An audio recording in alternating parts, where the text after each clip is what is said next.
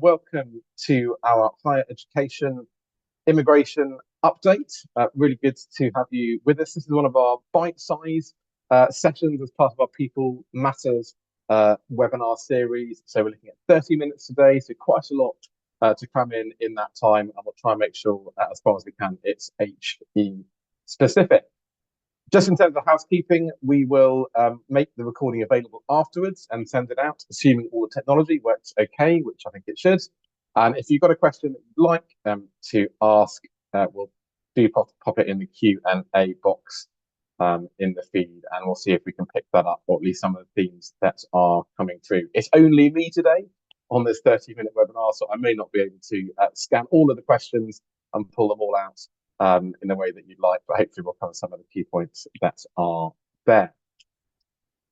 Good. So what are we going to look at this morning? I thought we'd focus on a lot of areas where I've been getting questions, and obviously that are very sector specific. So we'll look at the skilled worker visa changes that kicked in on the 4th of April. We did look at those in our general immigration update shortly before that date, back in March, but I thought we'd look at them again, try and clarify a few points, focus on HE roles, particularly pull out some of the problem areas, and I'll share with you a few practical tips on that.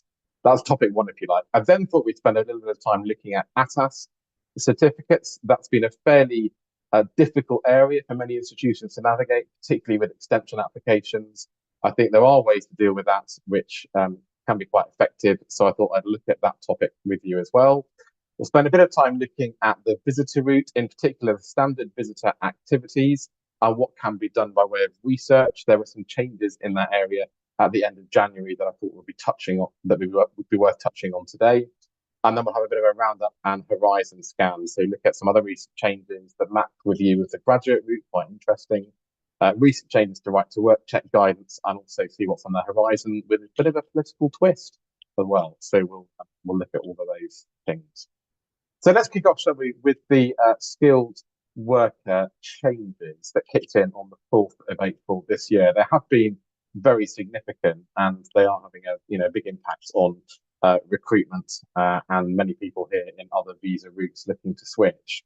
I thought it would be helpful just firstly to summarise in the slides the main stock codes under the new 2020 classification rather than the old 2010 ones. So I'll put them up there by way of summary so you can see what those stock codes are.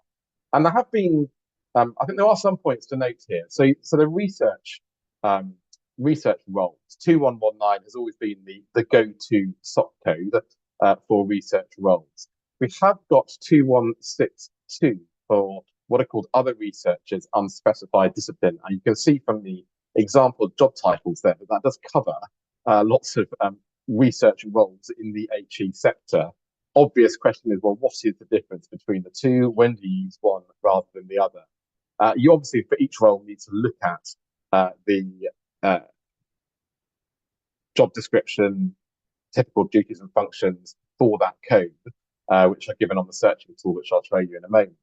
But in a nutshell, the 2119 seems to be focused on the sort of scientific type roles, and 2162, largely speaking, the general rule of thumb, on non-science research roles. So don't always think, that's the key point here, don't always think 2119 must be always the stock code for researchers. There are other appropriate stock codes that you need to be considering. 2311, the main higher education teaching professional stock code, that's still there, taking the full spectrum of roles from lecturer through to professor and other ones as well. Don't forget the specific code for senior leaders in the sector. So deans, provosts, registrars, VC, 2322 is the code for that. And there is also a sort of wrap up other administrative roles codes for the sector of 23229, which is always worth looking at. 3111 is your laboratory technician stock code, and of course you'll have lots of other roles you'll be recruiting into where you'll need to look more closely at what is the appropriate code for HR, IT, library services, finance, whatever it is in professional services that you are recruiting to. But I put on those slides, which, as I say, will be shared afterwards, what are the main codes. And I think the key thing is to look carefully at the appropriate code for research roles rather than just default to 2119, which historically has been the case. So turning to the issue of salaries, which has obviously been the big change, what are the headlines here? Do remember, of course, you've always got two salary thresholds which apply, and you must meet both. You've got the general salary threshold and the going rate, and both vary depending on the circumstances. The general threshold, well publicised, the default setting without any salary reductions has gone up to 38,700, not far off a 50% increase, so a very significant increase there. There are discounts, as we'll see, available for PhDs on the immigration salary list and also for new entrants. And do remember that actual earnings paid to the sponsored person must always be at or above that threshold. You cannot reduce below that floor to account for lower working hours. That's the minimum actual gross earnings that must be paid, irrespective of working hours. And there are transitional rules for people sponsored in the route before the 4th of April this year. And you've still got the going rates, which of course vary depending on the role. The details are set out in the SOC codes for each role, and discounts are available for PhDs and new entrants, but not any longer for the immigration skills list, replacing the old shortage occupation list. Those salaries can be prorated to account for working hours, but of course the salary received must always be above that general threshold floor. And again, there are transitional rules that apply for those sponsored before the 4th of April this year. So there's a bit of a navigating task whenever you're looking to assess a role now. You've still got to go to Appendix Skilled Occupations Guidance, which is available online, which lists all the SOC codes, but there are multiple tables. And an obvious question might be, particularly for those of us that don't do this that often, well, what table do you go to? Essentially, table 1 of that is the new applications table. So where transitional rules don't apply, somebody's being sponsored essentially for the first time, that is the table that you go to. Table 2 is a transitional table for our purposes, which is used for people who are granted a visa based on the rules in place before the 4th of April 2024, and they've had continuous leave in that route since. And that's going to be the case until the 3rd of April 2030. So provided the COS was assigned before the 4th of April, they're covered by those old rules, even if the application was approved after that date, and those provide for lower salary thresholds. So by way of a recap, before we look at some of the sort of tricky or interesting issues that come out of this, I thought it'd be helpful to set out what those varied new salary rates are. Your default position is always, no discount. What's the position there? And if you're a new person, the general threshold, which is always a figure on these slides, is 38,700, and of course, whatever the going rate is, and you go to table 1, given that you're not subject to the transitional rules. If you are subject to transitional rules, that's what they call option F for these purposes, and you have a lower general threshold and a lower going rate. PhD relevant to the job, that qualifies for a reduction. So your general threshold goes down to 34,830 and 9% of the going rate. And again, you have corresponding transitional rules that provide for lower salary thresholds, as you would expect, so that people already in the UK looking to extend or indeed switch to a new employer or a new job are not adversely affected. PhDs in a STEM subject benefit from an even greater salary reduction of 20%. So you only have to pay 80% of the going rate, and the floor goes down to 3960 for the new rules, or 23,200 for the transitional rules. And the immigration salary list, not of huge relevance to the sector, but always worth noting.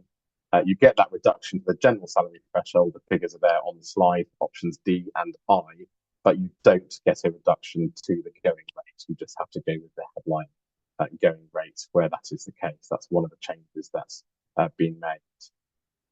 And new entrants are very relevant to the sector, people switching from the graduate route, the student route to skilled worker, or indeed under 26, or going to postdoctoral research role.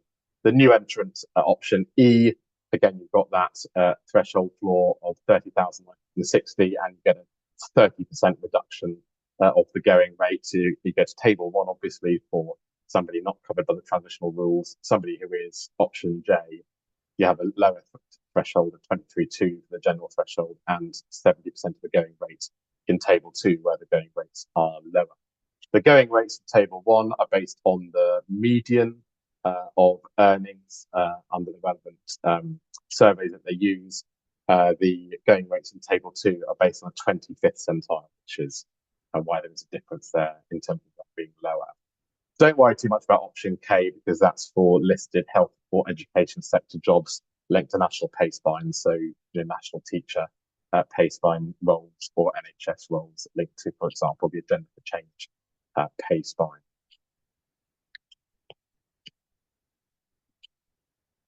So just working that through for some example roles in the sector, as I say, this is really by way of recap, but important that we cover it.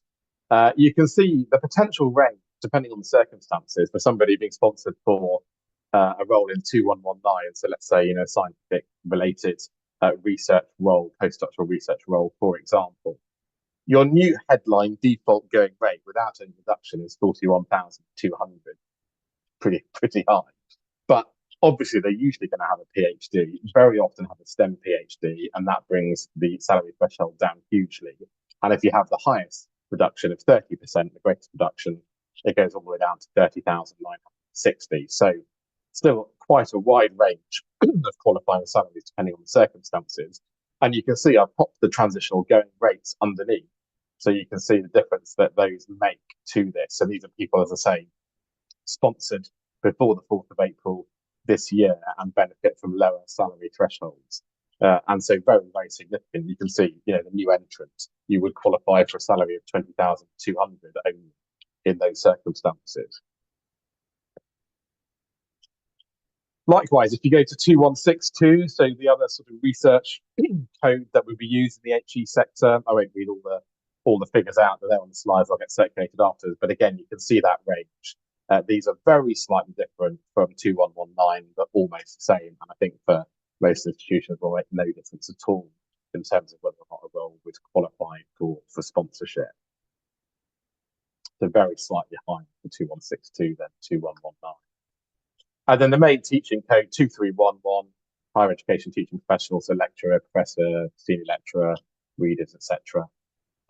They are higher than the research roles, as of course they were before the changes. But again, you've got that huge range where you qualify for a much lower salary if, for example, you're a new entrant switching from the graduate route or the student route, or you're under 26, or you've got a PhD, and a greater reduction if you've got a STEM PhD, and again, lower rates under table 2 for those transitional going rates.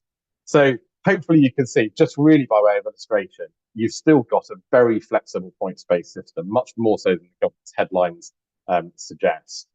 One of the problem areas that have cropped up, the biggest problem that I've come across to get lots of queries on, can you check this out, is the switching from the graduate route to skilled worker.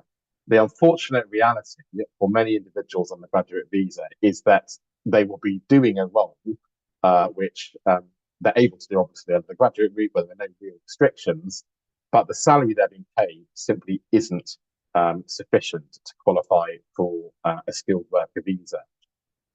There's not a lot that can be done about that, other than watch this space to see whether there are future rule changes, perhaps with a new government. But you're going to have a situation where lots of people, when they hit the 2 or 3 year endpoint of that visa, may not be left with an option to switch into to remain in work. It's not great, difficult for those individuals, but it is where we are, unfortunately. Roles at the bottom of pay spines. There are some institutions that have come across where there can be difficulties right at the bottom of pay spines, but I think generally for academic and research roles, there aren't too many problems because of the flexibility on the points. The bigger problem, undoubtedly, is in professional services roles. So any of you that have tried to recruit into, for example, IT roles in particular, where the salaries have gone up hugely because of the surveys that are used to measure what the appropriate salary should be for those codes, they've gone through the roof compared to where they were before. It's always been a problem, hasn't it, for the sector to often recruit and attract people to some of those sorts of roles. That is more challenging than ever. And the salary thresholds have gone up hugely, so it's not easy to access international labour for those sorts of roles.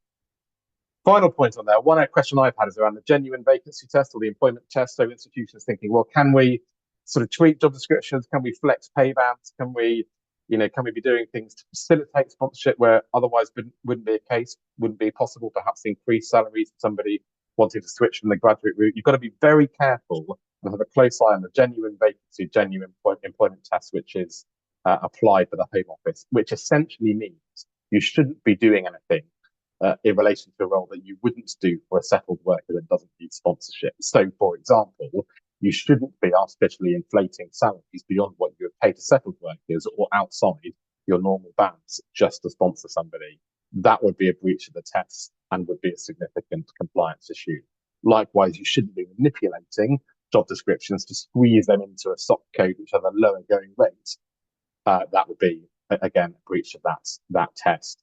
Sometimes information on that is looked for and asked for when you apply for defined certificates of sponsorship, and certainly could be looked at on an audit. So just be careful. You can't really be manipulating things to sponsor when otherwise that wouldn't be the case.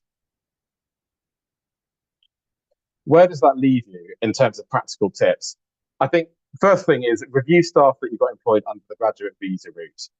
You know, how many have you got? Who is going to have a problem? Try and head off those issues early doors. Analyze the occupations you commonly sponsor for, particularly in the professional services areas, to understand what the impact's going to be. Are you going to have problems extending people? Are you going to have to deploy additional resources to recruit people that you need? Do you think about other immigration routes? So there's a much greater range of routes than there used to be, particularly for the HG sector. Global talent will be an obvious route that for very many people is an option for science, research, and academic roles. Is that something that you can use instead of skilled worker, and also thereby removing the hassle, risk, and administration of skilled worker?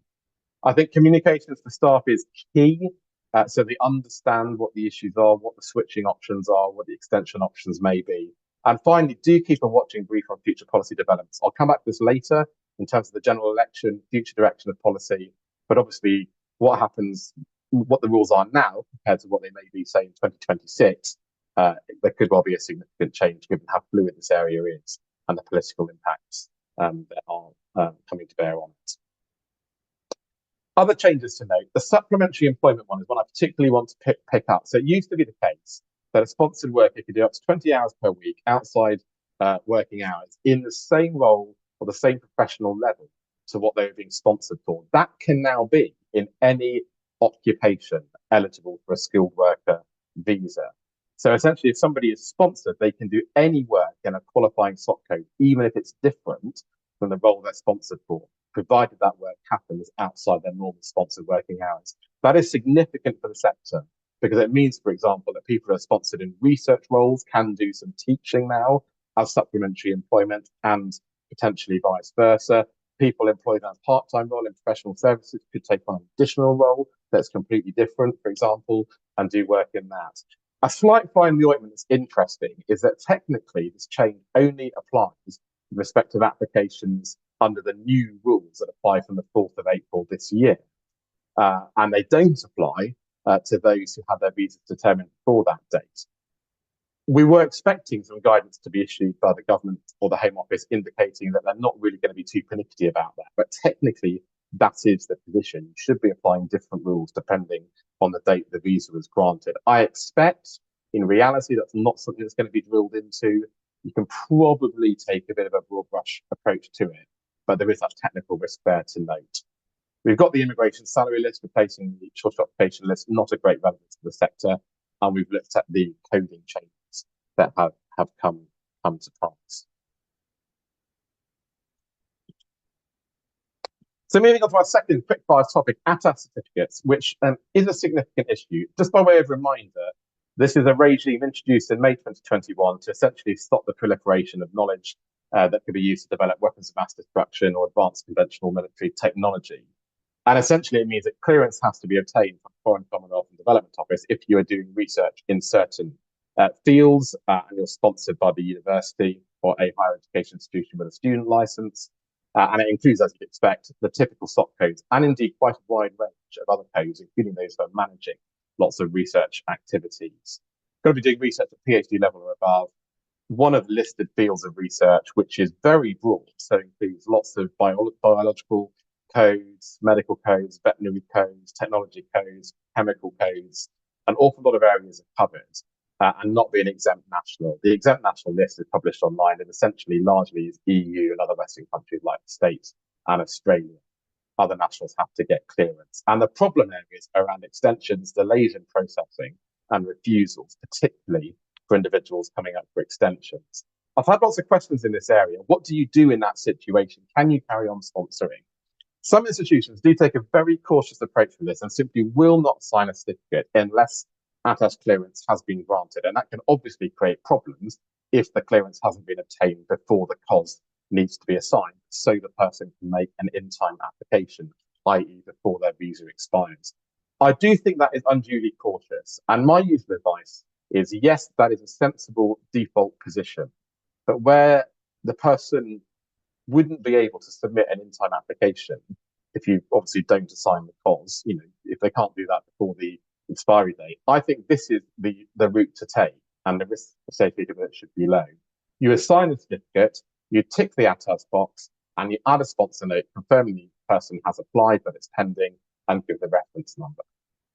The migrant then lodges their skilled worker application, obviously in time before the expiry date of leave. They delay uploading their documents until the ATAS decision comes through, ideally. If that's not possible, because of the way the appointments and so forth work, upload the documents without the ATAS decision, include some explanation as to why, and the casework guidance says that the person dealing with the case should provide the person with 10 working days to respond, and there's a suggestion that essentially if it's still pending, they will sort of stay the processing of the application pending. So in other words, I don't think you need to be in a position where you have to be ending sponsorship, where you're waiting for a certificate to come through in an extension scenario. I think you assign the COS, add the note, make the application, and wait for the decision to come through and upload the documents later as part of the application process. That is my recommended approach. And because it's envisaged in the caseworker guidance that if the ATAS certificate isn't provided, there should be the ability for them to go back and ask for it. That suggests, I think, that there's a recognition there are delays in the process and that sponsors will be assigned the COS before that date. When you assign the COS and tick the box, you're not saying that the certificate's been obtained. You're saying that clearance is required, and then you would confirm in your sponsor note the circumstances that apply in that case. There are problems with certain nationalities undoubtedly getting clearance, and we don't get an explanation as to the reasons why for national security reasons. So particular Chinese nationals, there are lots of issues, some Indian nationals, Russian nationals. There are some problem areas, some problem nationalities in this area that make it very difficult for people. What can you do if clearance is refused? Check the original application. Are there errors and missing information that can be clarified? Try and get it right first time. If there are, you can consider lodging a review or appeal to that email address, ideally with a note from the supervisor, trying to explain what's happening with this, how perhaps something's been misunderstood. But they tend to be very slow, and in my experience, they're rarely, if ever, upheld. Do you consider other visa routes? We haven't got time to go into it in detail, but other visa routes don't require clearance. You could have somebody on a global talent visa that doesn't require ATAS clearance. Query whether ethically you're comfortable as an institution going down alternative route in circumstances where clearance hasn't been granted for the skilled worker route. I appreciate there's an issue there. Look to move the employee to research, which doesn't require ATAS clearance. And your fallback position, unfortunately, if none of those things work, is to have to look at termination of employment. Looking at the standard visitor route and the changes in that area, to rattle through a few of those. There were some changes at the end of January around research, and there on the slide you can see that academic scientists and researchers can now collaborate, gather information and facts, or conduct research either for a specific project which directly relates to their employment overseas or independently, amongst other activities. Where does that leave us? You can now undertake a much broader range of activities as a visitor. You can collaborate, conduct research on a project, led from the UK, directly related to overseas employment, do private research, independent research, be part of a formal research project or collaboration, and so forth. Really, you're in a situation now where unless you need to be employed and sort of paid from the UK, or you're sort of doing very much a sort of a project linked to a fellowship that's linked to you where you'd normally sponsor a government authorized exchange, you can do most research activities in the UK under the standard visitor route. And of course, you can come in for up to 6 months under that route. So a welcome change, but really the person should be employed and paid overseas still. in those circumstances, you can't be paid from the UK. More than 6 months in the UK, you would need to apply for a visitor visa to do academic activities, and additional requirements apply around a particular level of experience. But again, usually workable for these sorts of projects. So much greater flexibility. And for permitted paid engagements, they now fall under the standard visitor rules. They can be done within 30 days of arrival. You enter in the standard visitor, and you can, of course, be paid for them. And the activities have been broadened slightly to include speakers coming to the UK to give a one-off or short series of talks and speeches where they've been invited to a conference or other event. You can now be paid for that.